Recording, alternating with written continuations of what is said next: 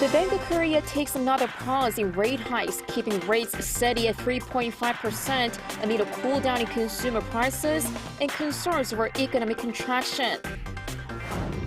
President Yoon makes requests to the Japanese PM on ensuring safety of the planned Fukushima wastewater release by including South Korean experts in the monitoring team, among others.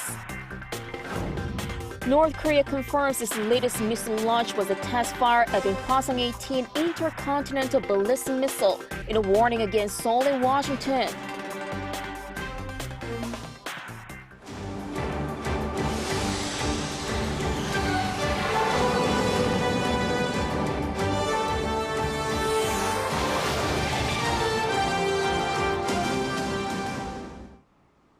Good afternoon. We start in Poland, where President Yoon begins his first state visit to Europe, looking to expand Seoul's engagement with the continent. The president Wednesday met with South Korean experts in Warsaw and emphasized the two countries' strategic partnership based on their growing economic relations. Traveling with a delegation of 89 corporate leaders, the South Korean leaders' visit is expected to focus on expanding economic cooperation in high-tech, as well as in the construction sector as part of efforts to rebuild Ukraine. Yoon on Thursday will meet with Polish President Andrzej Duda for a bilateral summit, followed by separate talks with the Prime Minister and both parliamentary speakers. Before heading to Poland, President Yoon held talks with the Japanese Prime Minister on the sidelines of NATO summit, where the South Korean leaders sought to resolve domestic concerns over Japan's planned release of Fukushima wastewater through some top-level diplomacy. Our Kim Do-yeon has the details. Sitting down with his Japanese counterpart Fumio Kishida on the sidelines of the NATO summit on Wednesday, President Yoon Suk-yeol made three requests to further ensure the safety of South Koreans ahead of the planned release of Fukushima nuclear power plant wastewater. The first, that Japan share the release's monitoring results in real time with South Korea. The second, that South Korean experts be part of the monitoring team. And finally, that Japan halts the release process if the concentration of radioactive materials surpasses standards. Yoon also said he respects the IAEA's recent report that the release plan meets international standards, but re-emphasized that the health and safety of South Koreans are the utmost priority. According to the top office, Kishida said there won't be any release that threatens the health of people in South Korea or Japan and promised transparency and real-time communications. However, the Japanese government didn't make a clear announcement on whether South Korea's request to be part of the monitoring team will be accepted. Despite the sensitive issue, the two leaders embraced their newly improved relationship. The two last met just a month and a half ago, and both said the resumption of more direct diplomacy is bearing fruit.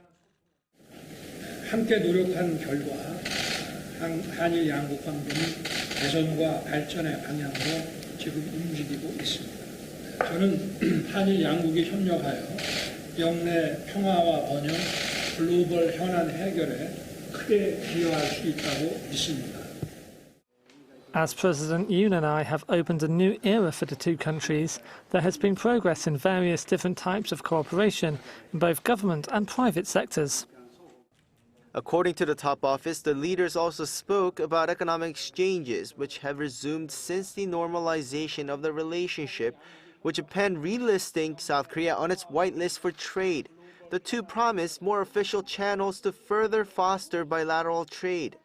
In the meantime, they also used the opportunity to condemn North Korea's missile provocation from earlier in the day and promised to cooperate further on that issue. They also mentioned the three-way cooperation with the U.S. and pledged to continue working closely for security in the region. In fact, such a meeting is in the pipeline in the next month or two, with a Seoul, Washington, Tokyo trilateral summit already agreed. Kim Do-yeon, Arirang News.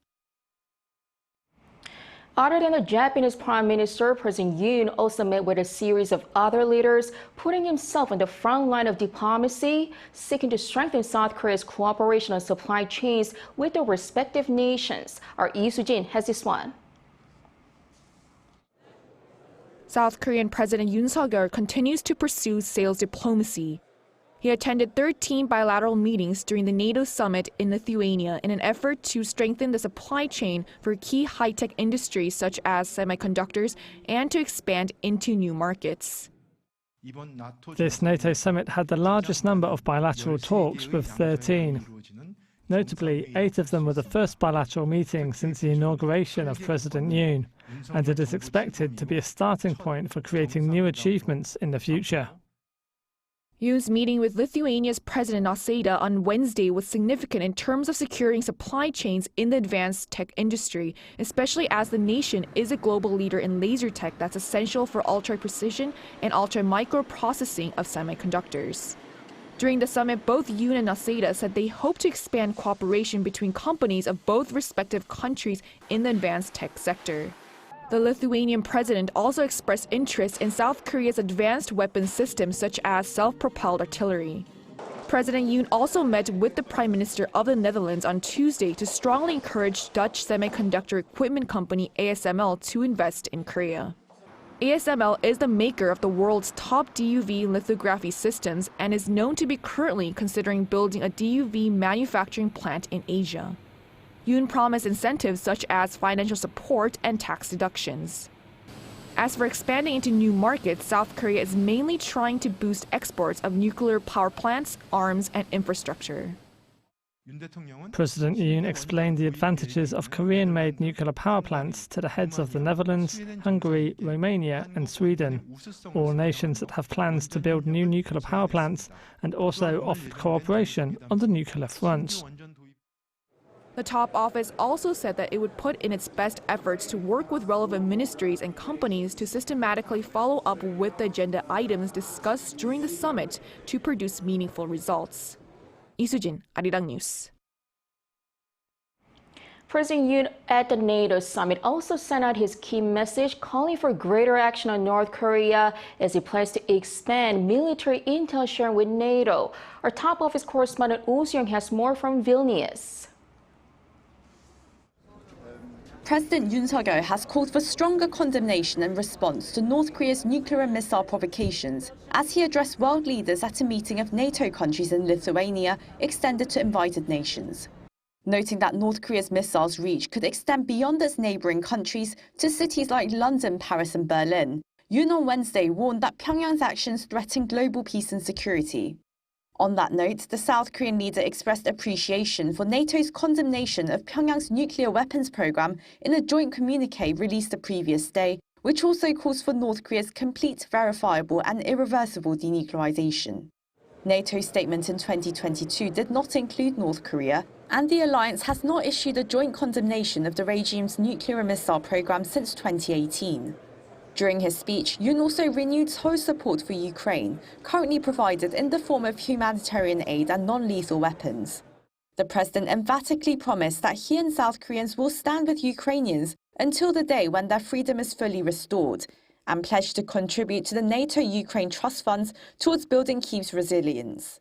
Furthermore, reflecting on Seoul's new bilateral partnership program with NATO adopted Tuesday, covering 11 areas of cooperation, Yoon highlighted cyber cooperation and expanding military intel sharing as vital areas going forward, with South Korea to establish an international cyber training center.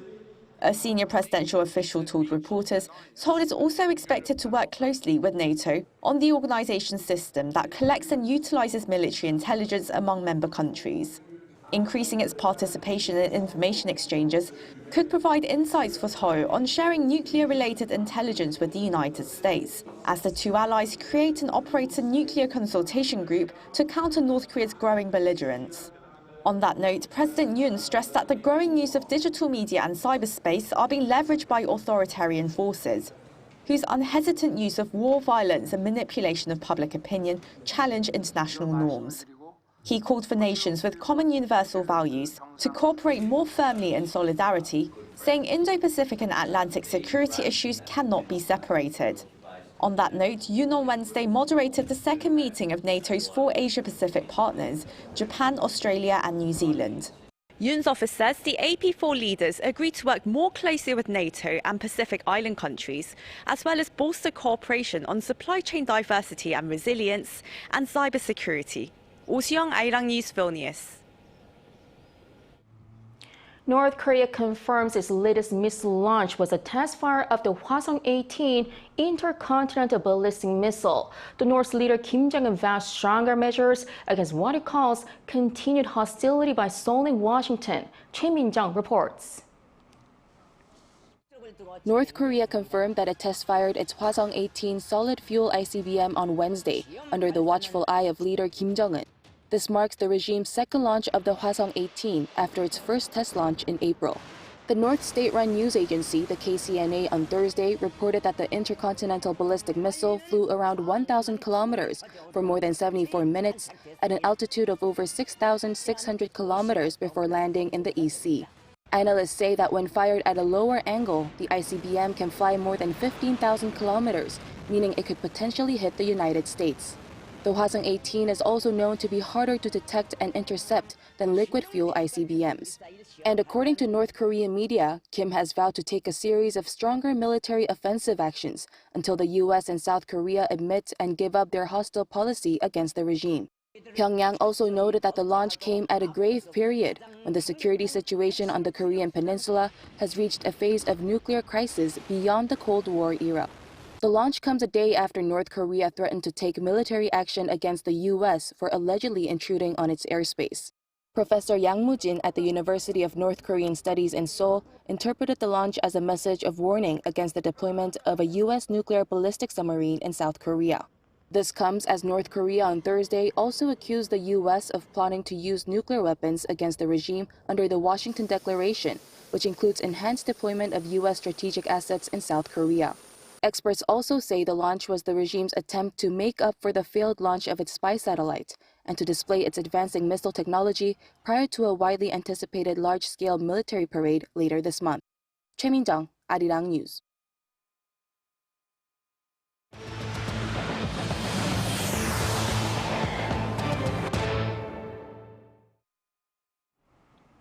The Bank of Korea took another pause in rate hikes, keeping rates unchanged at 3.5% amid a cool down in consumer prices and concerns over economic contraction. Our finance correspondent Lee Dae-yeon has more. The Bank of Korea has frozen its key interest rate for the fourth consecutive time. The central bank announced a decision following Thursday's Monetary Policy Committee meeting. With the rate freeze, the figure stays at 3.5%. Inflation is expected to remain above the target level, and we still need to monitor the monetary policies of major countries and the household debt situation too.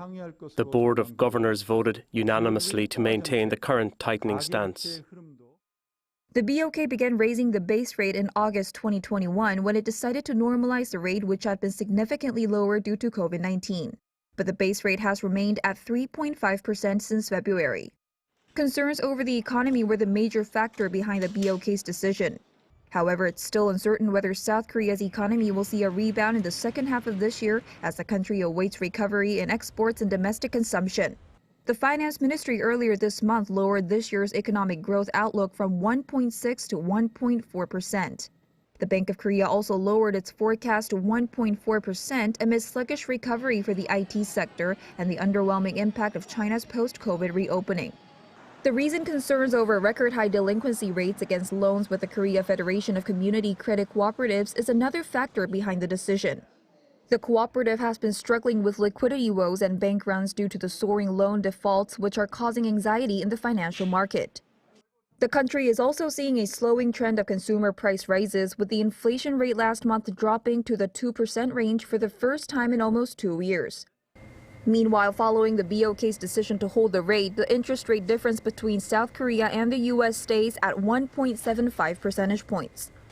But as widely expected in the market, if the U.S. Fed decides to take a so-called baby step, raising its rates by 25 basis points, the rate difference would widen to 2 percentage points, a record-high figure. This unprecedented rate gap means tough times ahead with heavy pressure on foreign capital outflow and a weakening won against the U.S. dollar. Lee Dae-yeon, Arirang News. South Korea's ICT industry posted a trade surplus of some $4.6 billion in June, despite an overall decline in exports. According to the Trade Ministry on Thursday, the total value of tech exports last month came to more than $16 billion, down more than 22% from the previous year. The ministry said the fall is largely attributed to the weak global chip demand and the base effect, as South Korea saw record June ICT exports last year. By product, semiconductor exports fell by nearly 28% on-year due to cheaper unit prices, while displays were down over 11% on weak demand. The Korean Health and Medical Workers Union is on general strike for the first time in 19 years. The strike began this morning and will continue for an indefinite period of time. The union is calling for an increase in manpower, an appropriate patient-to-professional ratio, and the expansion of public health services, among other measures to prevent, quote, the collapse of essential medical services. According to the union, around 45,000 workers, including nurses and nursing assistants, are participating from all around the country. But the union's small number of doctors are not taking part in the strike. The health ministry has criticized the strike, saying that a strike that can cause critical harm to patients' lives is unjust. U.S. inflation in June dropped to its lowest level in more than 2 years at 3%, coming below market expectations. But there's mixed reaction to what this means for the Federal Reserve and its rate decision later this month. Our Lee Seung-jae has more.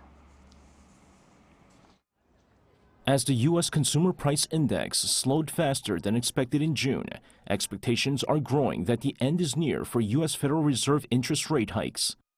According to U.S. Department of Labor on Wednesday, June CPI rose 3.0% from the same month last year, slightly below the market forecast of 3.1%. The latest figures show that the country's inflation had shrank by a third since the June 2022 CPI showed a 9.1% rise compared to the same month the previous year. The June core CPI, which excludes volatile food and energy prices, rose 4.8% from a year ago, but was again below the market consensus of 5%. While some believe that the faster-than-expected slowdown in the country's inflation means that the U.S. Central Bank will impose a final hike in July instead of the 2 more rate hikes this year that policymakers have previously hinted, others are more cautious. They say that because core CPI is still in the 4% range, which is twice the U.S. Fed's target of 2%, the central bank could go ahead with 2 more rate hikes this year. Still, investors seem to be optimistic over the latest CPI figures as U.S. stocks and treasuries rallied while the U.S. dollar tumbled. Wall Street's benchmark S&P 500 stock index on Wednesday closed 0.7% higher, marking its highest level since April 2022, while the tech-heavy Nasdaq rose 1.2% on the day. Traders expect the U.S. Fed to pause its rate hike after a 25 basis point rate hike in July, putting the country's key interest rate in the 5.25 to 5.5% range. Lee Seung-jae, Arirang News. Business leaders, experts, and government officials have gathered on South Korea's southern island of Jeju to discuss a range of business-related issues, with economic recovery and AI topping the agenda. Our business correspondent Shinang tells us more about this year's Jeju Forum. The nation and its companies are focusing on economic recovery as the country has entered the second half of the year. The largest annual summer business forum, known as the Jeju Forum and hosted by the Korea Chamber of Commerce and Industry, kicked off on Wednesday on the southern resort island of Jeju. Industry insiders, academic experts, and government officials are all participating to address the rapidly changing domestic and global economic environment and share business strategies. At the opening ceremony, the chairman of the KCCI, Tae-won, who is also the chairman of SK Group, emphasized the importance of entering new global markets amid ongoing geopolitical risks. The Chinese market was South Korea's top market, but nowadays it is necessary to replace it with new emerging markets. Hosting the 2030 World Expo in Busan helps us to do so by allowing us to engage with countries from around the world and seek new markets.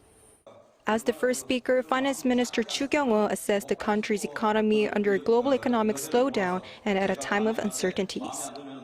In particular, he pointed to the sluggish chip industry, a surge in household debt, and a decline in productivity due to the shrinking population as factors.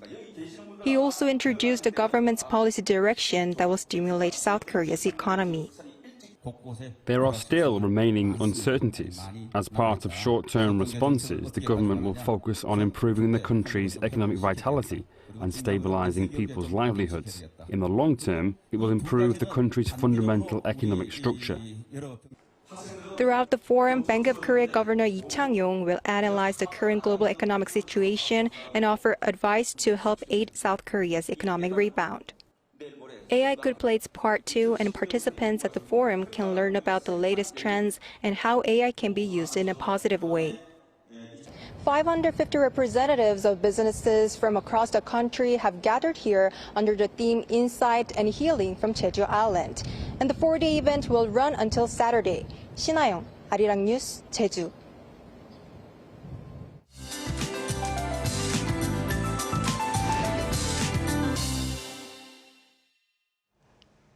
Good afternoon. We need to brace for massive monsoon rainfall starting this afternoon. Central regions will receive 30 to 80 millimeters an hour of very heavy rain. Then southern parts of the country will get downpours tomorrow. The capital area could see up to 250 millimeters of showers into tomorrow. The rest of the country could see more than 200 millimeters of downpours. Those in the capital will be soaked by heavy rain around mid-afternoon and after midnight. A rain advisory could be expanded to the whole country, with a preliminary rain advisory being issued, except on Jeju Island, where heat wave warnings remain in place.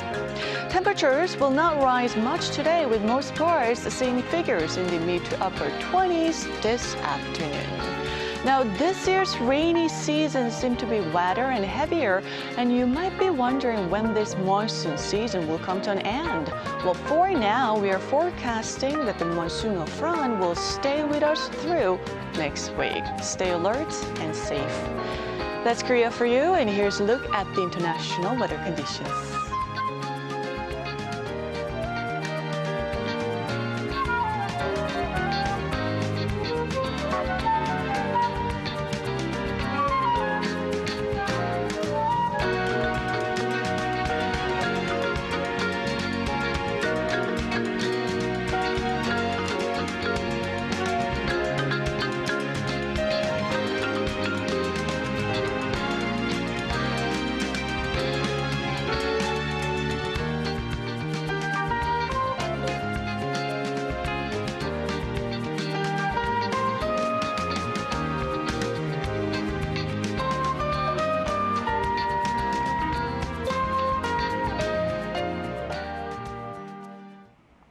Thank you so much for watching. Have a great rest of the day.